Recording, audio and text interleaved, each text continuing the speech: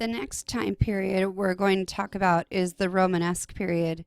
And that term Romanesque means in the Roman manner. And it was coined actually much later. It was coined in the early 19th century to describe early medieval church architecture, which often displayed the solid masonry walls and rounded arches and vaults that were characteristic of imperial Roman buildings. In essence, this period saw a revival of monumental architecture, sculpture, and large scale mural painting. Soon the term will be used to apply to all art from this period, even though the art derives from a variety of sources and influences. Okay, so let me put up all the context so you guys can write it down. Nope, there we go. Okay, so this is the map looked like during the Romanesque period. And one of the things that is important is that political units were ruled by powerful families, like the Ottonians in Germany.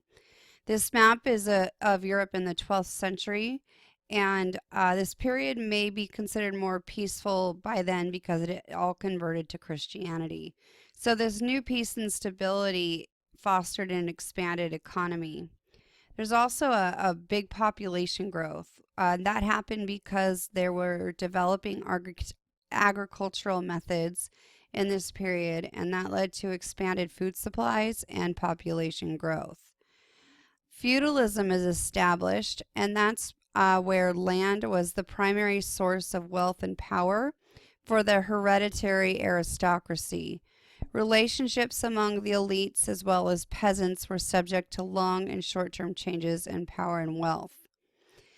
In 1054, there was the Great Schism, and that's where the church will split into the two halves. This is where we have the Eastern Orthodox or the Greek on the eastern side of the empire and the Western Roman Catholic or Latin church. So the church is going to be very connected with the government. Church and state had forged fruitful alliances because Christian rulers will help spread Christianity and support monastic communities through grants of land. Bishops and abbots were often royal relatives, often second sons or daughters that couldn't be married off. And as a result, religious and secular authority became tightly intertwined. Monasticism, that has to do with the monasteries and monks, and they continued to play a major role in education. Despite early universities being established at this time, the monasteries will provide social services for the population, like caring for the sick, and children of aristocratic families continue to join monasteries, which further strengthen the connection between the monastic communities and the ruling elite.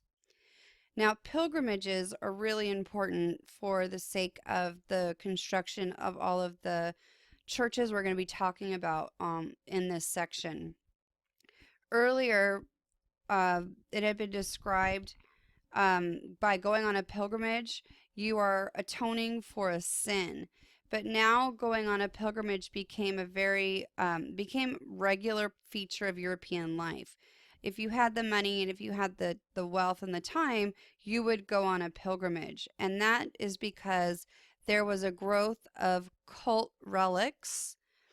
A relic is some type of a body part or a piece of the saint that's going to be stored at one of these churches. And so people believed that there were mystical or spiritual powers associated with these relics. So the pilgrims, not the ones that came to the New World, but the pilgrims here during this time period would travel from church to church all over Europe to try to see these relics.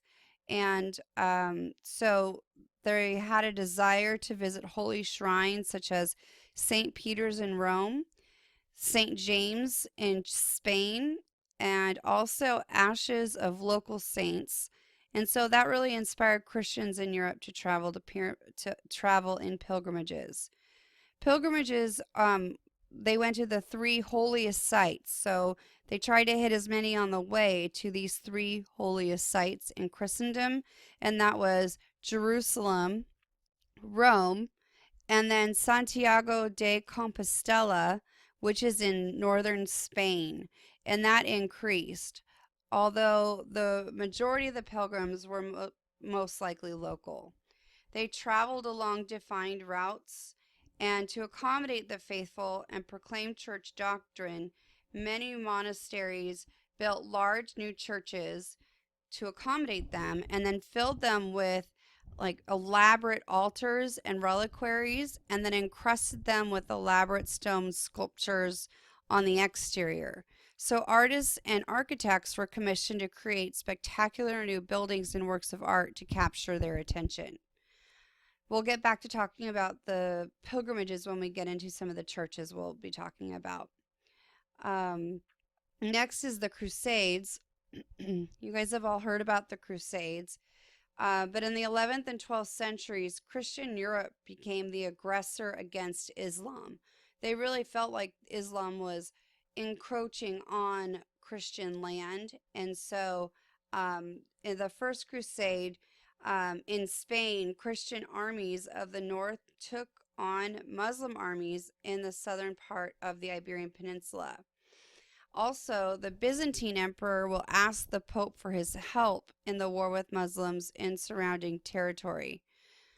The Western Church responded in 1095 by launching a series of holy wars against Islam, known collectively as the Crusades. The first Crusaders will capture Jerusalem in 1099 and establish a short-lived kingdom. The Second Crusade in 1147 accomplished nothing. The Muslims captured Jerusalem back in 1187, which inspired the Third Crusade that was led by the Germans, French, and English kings. The Europeans captured some territories but not Jerusalem, and in 1192 they made a truce with the Muslims, which permitted Christians access to shrines in Jerusalem.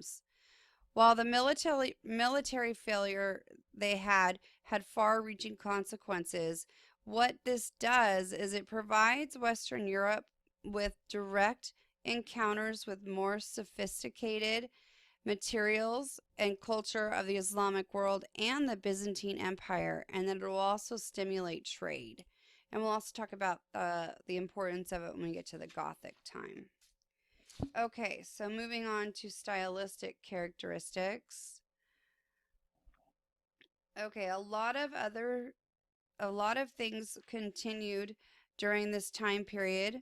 Art by the monks and the nuns were generally manuscript production. Also, we'll also see, hold on one more, there we go. Ivory carvings and metalwork. But really, this period is known for the monumental architecture, and that was considered new. In regards to building activity, one priest said it was because people survived what was predicted to be the apocalypse in the year 1000.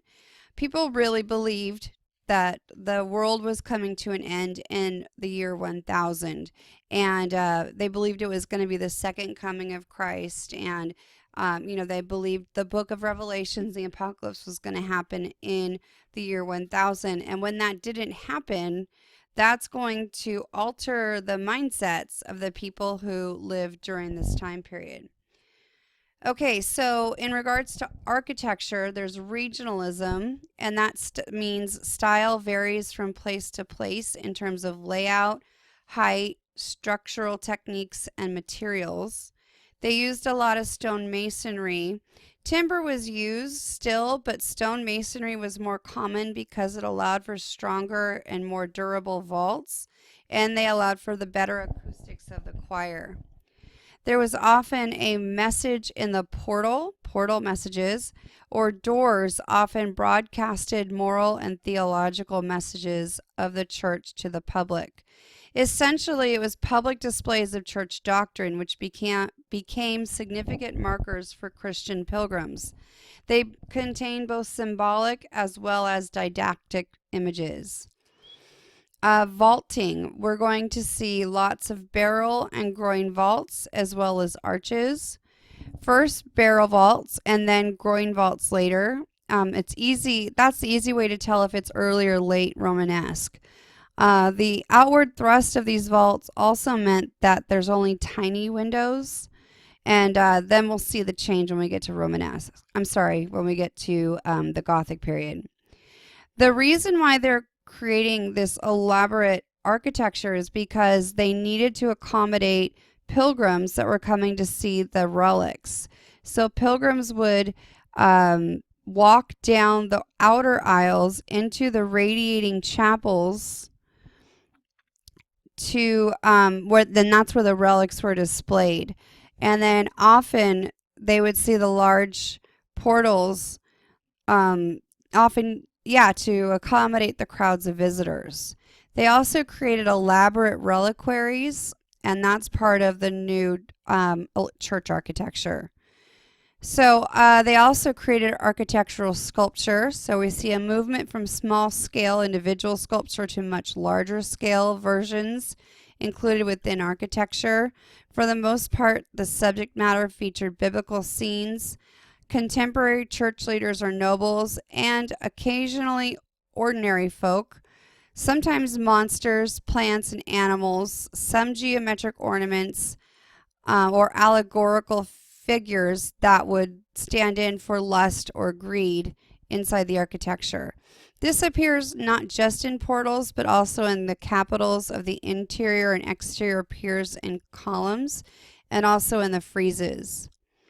They did have wood sculptures, which was used among churches with limited means, but also as a practical consideration, as many of the devotional pieces needed to be carried around during the ceremony, and wood is much more lightweight than stone. They did have bronze sculptures, but that would have been only produced for the wealthy patrons.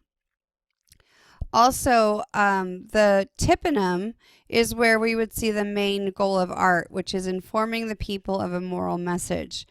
The tympanum is, and I'll show you guys when we talk about one of the churches, is the semicircular space between the arch and the lintel of the church. And the tympanum is where the most important imagery was on the Romanesque portal. Often it would feature a hierarchical scaled image of Christ enthroned in the center for the second coming or the apocalypse, or Christ presiding over the Last Supper. So those are the two most popular of the images that they would show in the tympanum. But one of the other things we have to remember is that most of the people who were living during this time period could not read the Bible. They were illiterate. And so by having these pictorial images, they were used for instruction.